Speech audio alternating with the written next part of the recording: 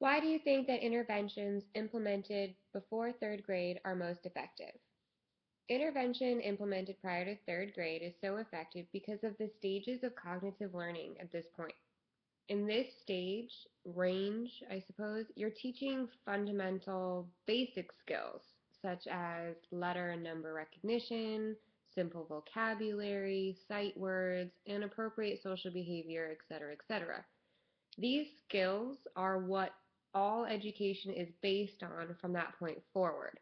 So this scaffold approach throughout education in later years, if you can identify a difficulty now and intervene, then they don't skip this essential block and have like an impossible chance to scaffold the appropriate information. If you can intervene now and help them fix the situation and grasp the knowledge, then they can scaffold as average children throughout the rest of the school. What should teachers use to plan lessons and activities? Well, especially after watching the video, it's pretty apparent what you're supposed to do.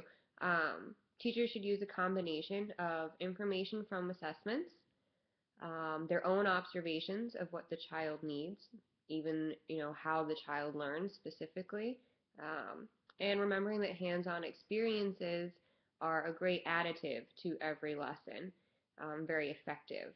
And lastly, to continue the lessons or the themes throughout the classroom environment and through activities. So for an example, in the video, the teacher with the vocabulary level issue in her class was giving them the vocabulary word, teaching them how to say it, introducing it, but from there forward, nothing else was implemented. So bringing in the fruit for the children to play with and to use the vocabulary as they're actively hands-on learning was a way more effective way to do it. But they only discovered this through assessments. What are the basics of assessment for young children? Or what are the benefits, sorry, of assessments for young children? The benefits are, like we said above, it's the ability for the teachers to identify difficulties in their classroom, to be able to monitor children's progress, apply early intervention techniques or strategies if needed, and provide individual assistance if required. Without assessment skills, it's very difficult to see every child what they're meeting as far as expectations and what they're not. Assessments gives you that rubric, if you will, of where they're supposed to be.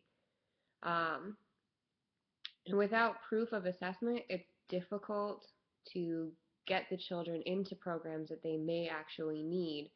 But if you don't have an assessment to prove that, then those kind of funded programs are not going to be readily available.